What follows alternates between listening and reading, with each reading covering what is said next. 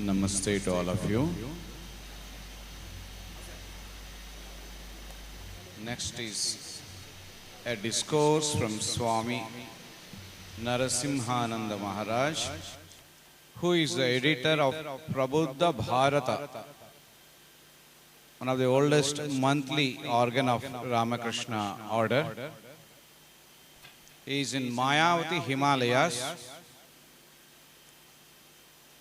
He goes all around India in some of the important sectors where intellectuals gather to share ideas on management and different challenges of life. He can give talks in English, Hindi, Tamil, Malayalam. We are happy he is here to share some of the spiritual ideas for the day-to-day practical spiritual life. As he is the editor of the Prabuddha Bharata, it is very easy and convenient for him to put these ideas in a very clear tone. I request Swami Narasimhananda Maharaj to take over the mic.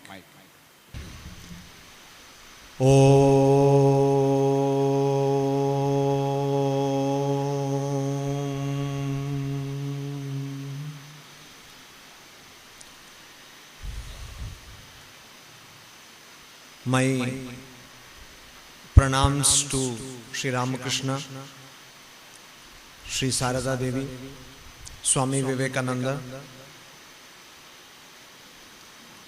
Srimad Swami Shivananda Ji Maharaj, Srimad Swami Ranganathananda Ji Maharaj, and Srimad Swami Atmaghanananda Ji Maharaj, who is present here, Srimad Swami Virabhadrananda Ji Maharaj, and Srimad Swami Swatma Ramananda Ji Maharaj, who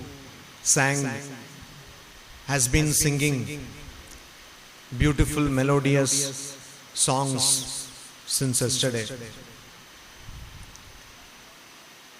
As you all know, we have gathered here for Japa Yajna,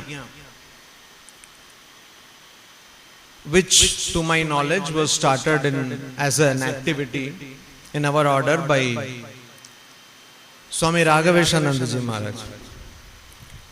And since then, it has caught up very well with the devotees. And in many important centers of Ramakrishna Mutt and Ramakrishna Mission, like the Ramakrishna Mutt in Mylapore, Chennai, many people are turning up for this Japa Yajna. As you all know, when we say Japa, we are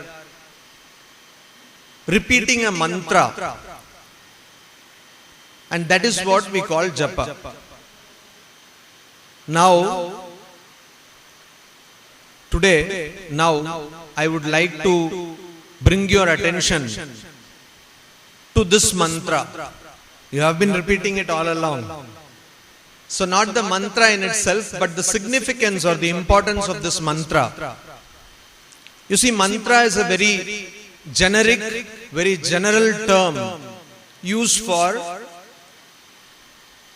any hymn or any utterance. It should be in Sanskrit, at least in the Indian context.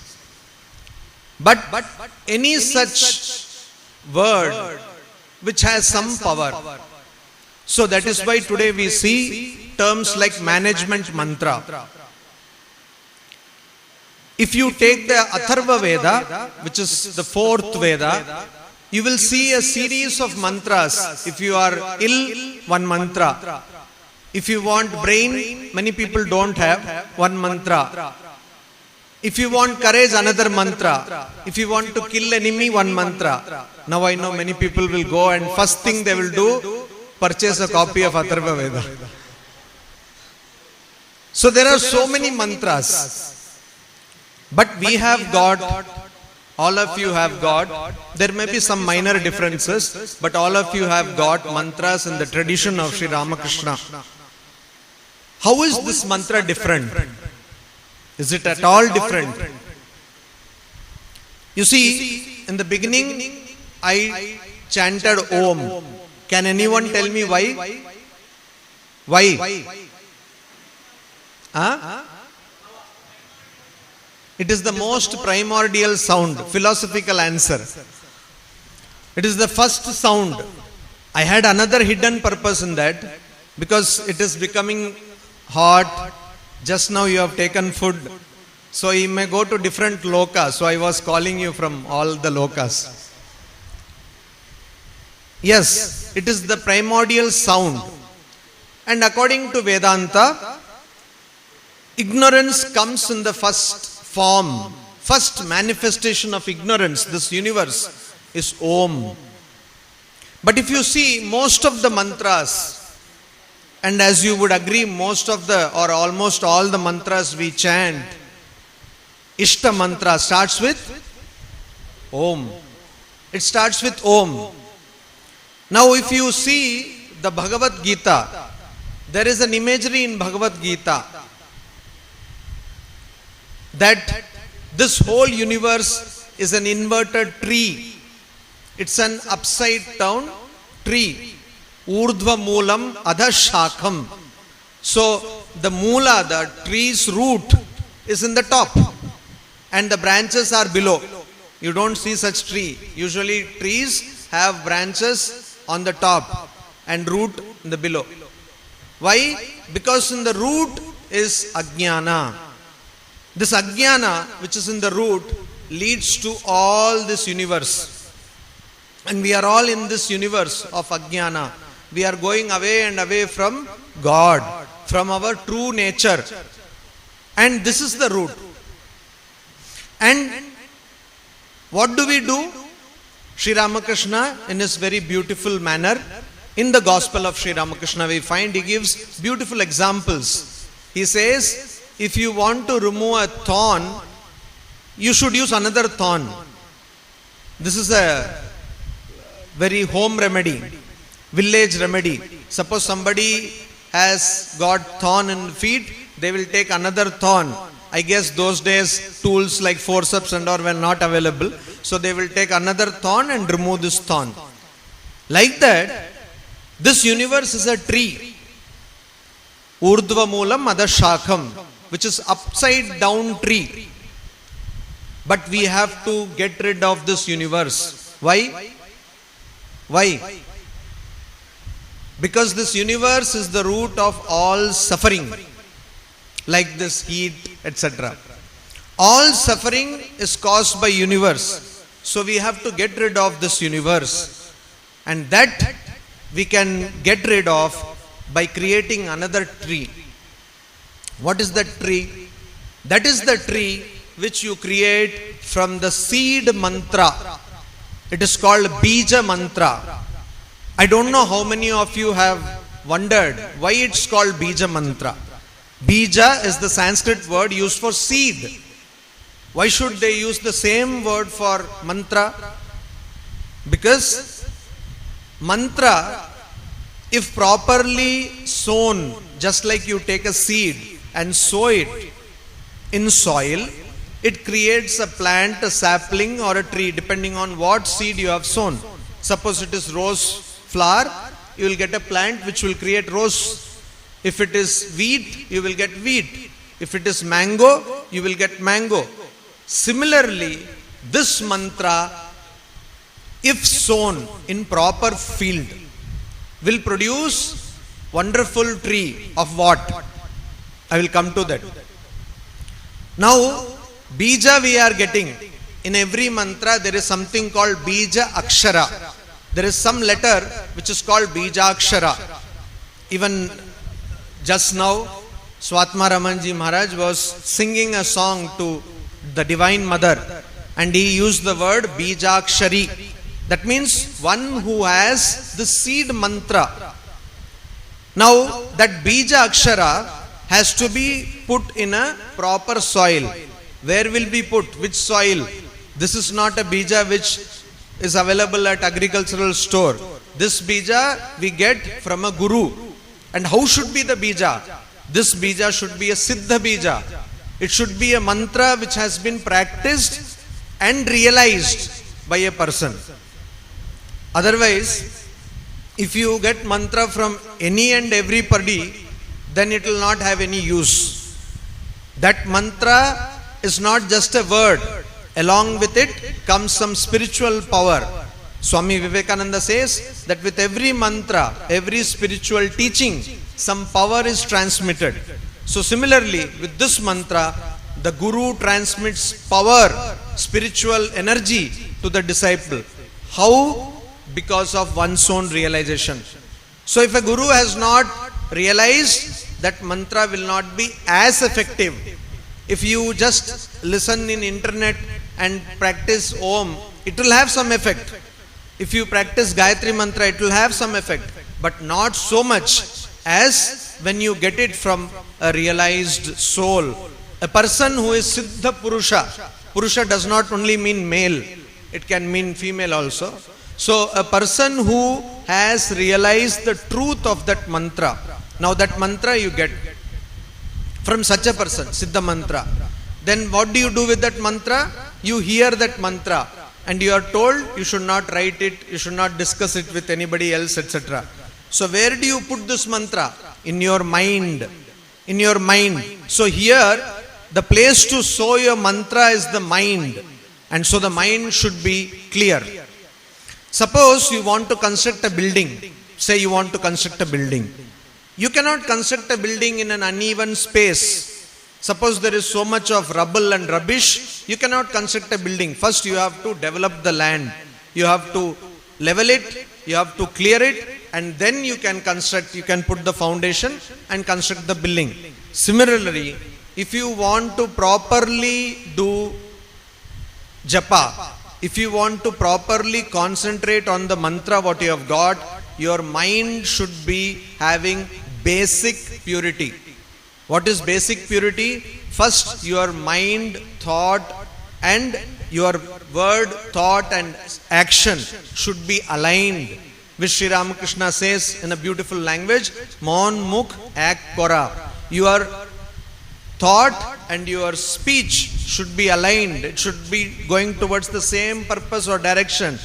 It should not be that you say one thing, mean one thing, and do completely another thing. Many people do like that. But those people cannot be spiritual practitioners. And that also with the idea that you are not the body. Because the moment you get the idea that you are the body, you will start pampering the body. You will start using so many things to keep the body in good condition, and there is no end to it. You all know very well how much money is spent on keeping the body in what you think is good condition. So if these things you do, speech, word, speech and thought and action are aligned in one manner, one direction, and you don't think of yourself as the body, and that is the basic purity. With that basic purity, you receive the mantra from the Guru and sow it in your mind. In Bengali there is a beautiful song. Monre Krishika Janona. O mind, you don't know cultivation. A Manav Jomin, this human body or this human field, Roilo Potit, is lying barren, nothing grows here. Abad Korle, if you would have properly tilled it, if you would have plowed it, prepared it for cultivation, Folto Shona, it would have produced gold. So, Swami Ranganathanji Maharaj was fond of this song, and whenever he used to meet brahmacharis after getting brahmacharya diksha in Belur Math, all these, some Chaitanya, these people used to go, and every time Maharaj used to say this song, used to quote this song, and used to say that the mantra which you have received has to be put in the mind which is properly prepared. Properly prepared. And if you put it in the properly prepared mind, then automatically it will produce gold. So what is gold in our case? As I told you, we have got a special kind of mantra. From whom? We are getting this mantra from Avatara Varishtha, from the greatest of incarnations. And mark you, this Avatara Varishta was not told by some regular devotee. It was told by Swami Vivekananda, as we all know, whose pre-monastic name was Narendranath Datta, a great mind. He calls Sri Ramakrishna Avatara Varishta. He says, greatest of incarnations. If we just stop for a moment and think, why did Sri Ramakrishna, why was Swami Vivekananda calling Sri Ramakrishna as Avatara Varishta? Why did he call him the greatest of incarnations? We have seen Krishna, Sri Krishna. We have seen Maryada Purushottama, Ramachandra. We have seen so many avatars. How is Sri Ramakrishna greatest of avatars? Because you see, before Sri Ramakrishna, even now in Sri Vaishnava Sampradaya, they consider Narasimha to be the great avatara. Do you know why? Anyone, can you tell why? No, he says because the body is of lion, so greatest avatara. Not like that. You see, Narasimha avatara was produced or made just in the moment. Just when the devotee said, yes, he is there in the pillar, there was no request by devatas. All other avatara, you see, a group of devata go, then they apply, then that application is processed, and finally avatara comes. But here nothing of that happened. Immediately Prahlada says to Hiranyakashipu that yes, he is there, and immediately, that is why some makeup is not proper in this avatara, you see. So suddenly he comes with whatever he gets, he puts and comes, because this avatara was taken to protect the devotee. But Swami Vivekananda now says that no, Sri Ramakrishna is Avatara Varishta. He is the greatest of avatars. Why? He just, as we say proverbially, he just hit it on the nail. He was very clear. What did he say? The goal of human life is God realization. Finish. No beating around the bush. He directly said, the goal of human life is God realization. And he brought out two problems. What are they? Kamini, Kanchana, or Kama and Lobha. In the translation, English translation of the Gospel of Sri Ramakrishna, Swami Nikhilanandaji writes that, you see, here he is using the words woman and gold. Does not mean he was a woman hater or he was a gold hater also. Because you see, after saying that you take away my money and all that, he says, but ensure that I don't have any problem in sustenance. Sri Ramakrishna was a very intelligent person. Though we may have popular portrayals in a different kind, but he was very intelligent. So he said, Kamini Kanchana Tyaga. That means lust and greed. Kama and Lobha. These are rooted in two ideas which we have, which creates problem. In the commentary of the Brahma Sutras, in the introduction to that commentary, Shankaracharya says that the root of all suffering in our world is Kartrutva Bodha and Bhoktritva Bodha. That is the idea of doership and the idea of enjoyership. I am the doer and I am the enjoyer. So generally, all people who are into cooking, they know that if you cook something and somebody likes it, immediately you go into ecstasy, just after Nirvikalpa Samadhi, I think. So you go into ecstasy. I made this. It is my cooking which is being appreciated. Why? Ahankara. Mamakara. Your child would have done something very common. Everybody does. But you see how intelligent my child is. He can recite nursery rhymes. So that is Mamakara. So this Ahankara and Mamakara was pointed out by Sri Krishna in the Bhagavad Gita. They are not two things, they are the same thing. You see, Arjuna listened to so much of Upadesha by Sri Krishna. The Gita starts with scolding. So Sri Krishna scolded Arjuna that what has happened to you? Klaibya, you have become unmanly. What has happened to you? And then he goes on in the second chapter. And then in the third chapter, finally Arjuna cannot take it anymore. He says, Athakena prayuktoyam papam charati purushaha. Okay, enough. Atha means whatever you have told, okay, I have got, we are listening so many things, Swamiji. We are going to the Ramakrishna Mutt for the last 30 years. Probably you were not even born at that time, which may be correct. So, but we know more than you, so you now come to the point. Athakkena prayuktoyam, Arjuna asks, papam charati purushaha.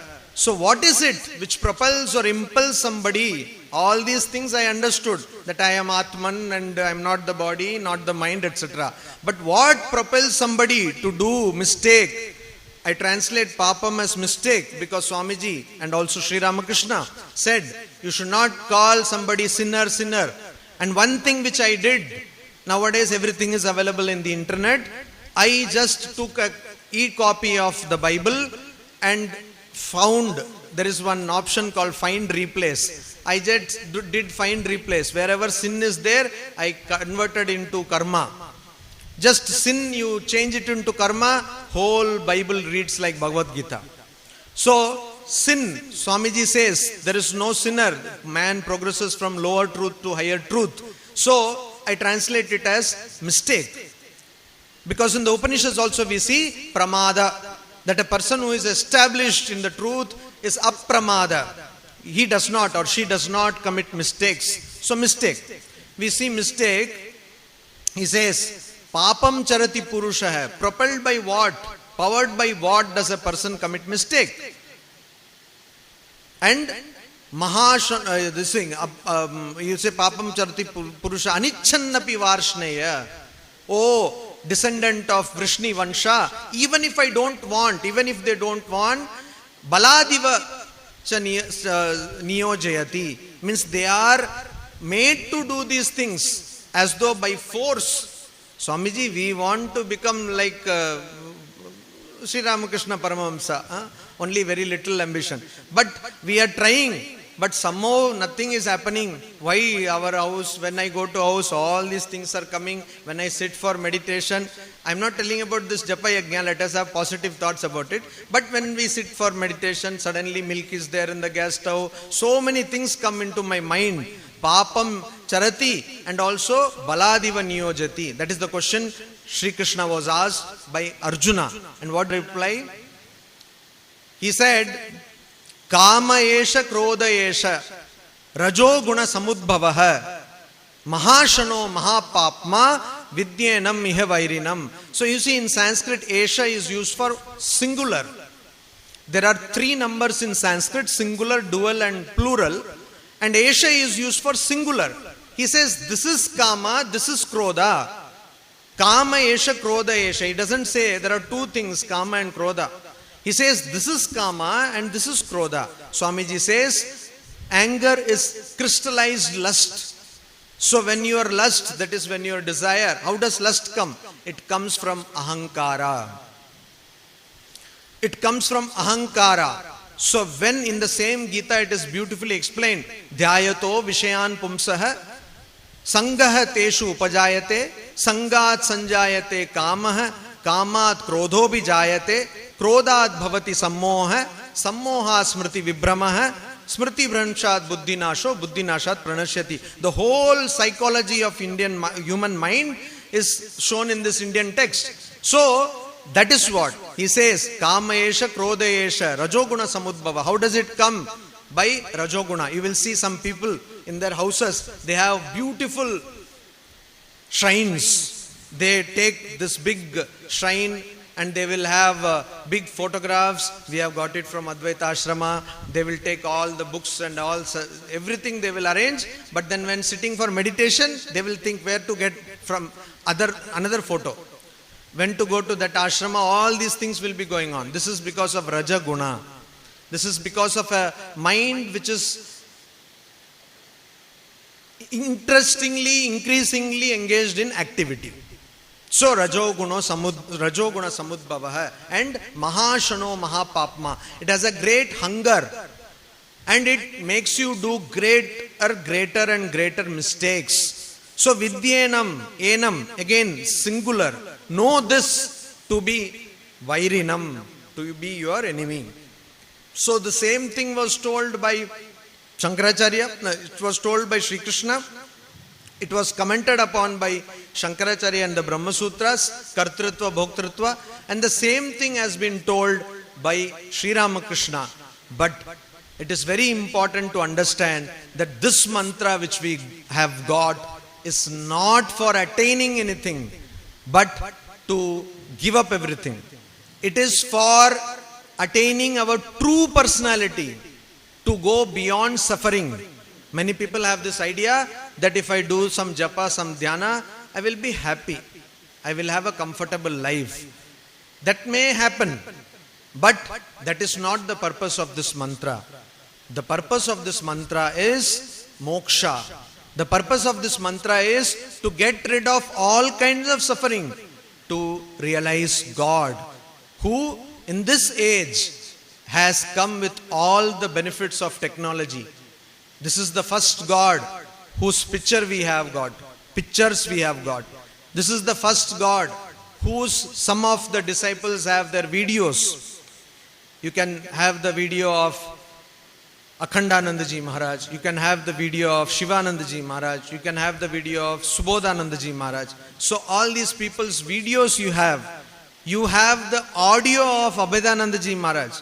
So you can listen to these people, which is very unique in this incarnation. And the words of the incarnation is given to us without any adulteration, without any. Holy Mother read it and she says, it is as though Sri Ramakrishna is speaking to me. Swami Vivekananda read and he appreciated Mahendranath Gupta. He said, it is wonderful, exact words. So this we have got. Why? So that we in this very birth get rid of all suffering and get our realization. We achieve the abode of the holy feet of Sri Ramakrishna. This is the only purpose of the mantra which we have got. If we think this and start doing japa, if we have this in mind and do japa, then you will see we will automatically try to clean our minds.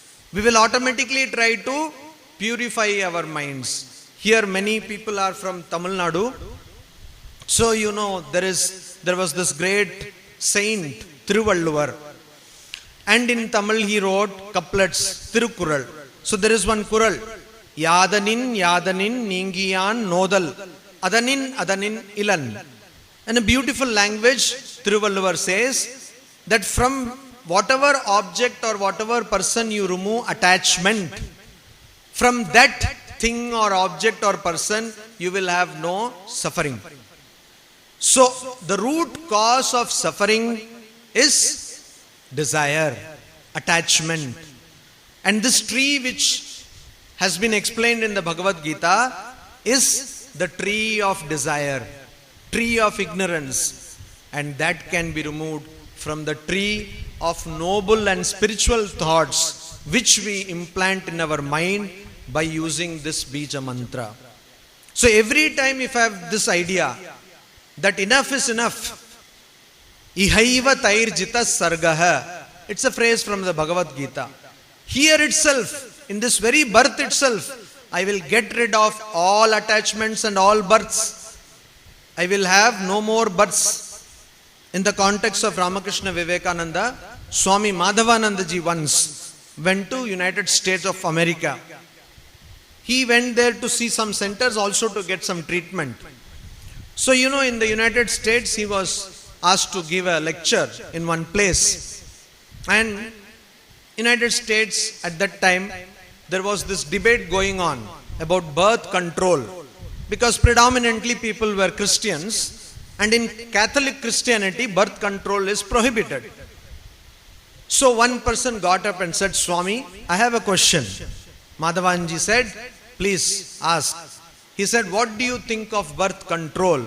Swamiji said, yes, we should have birth control. So this person was very happy. Oh, Hindu monk approves of birth control. Then he said, can you explain? He says, yes, we should have no more births and no more deaths. Complete birth control. We should have no more birth and no more death. So that is the birth control we should want, and that's the birth control which we should strive for.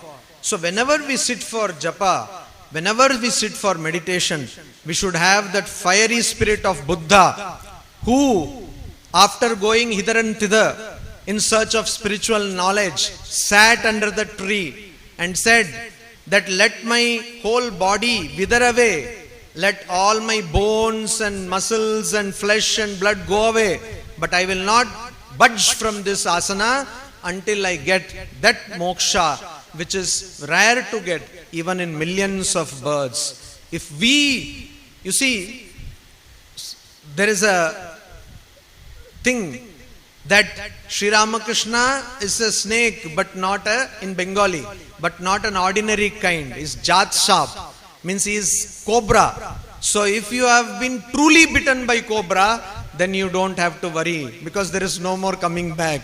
So we should have this spirit, and then we should go and meditate, and then our mind automatically will fall into meditation and get absorbed into japa. Om Shanti Shanti Shanti. Hari Om Tat Sat. Shri Ramakrishna Arpanamastu.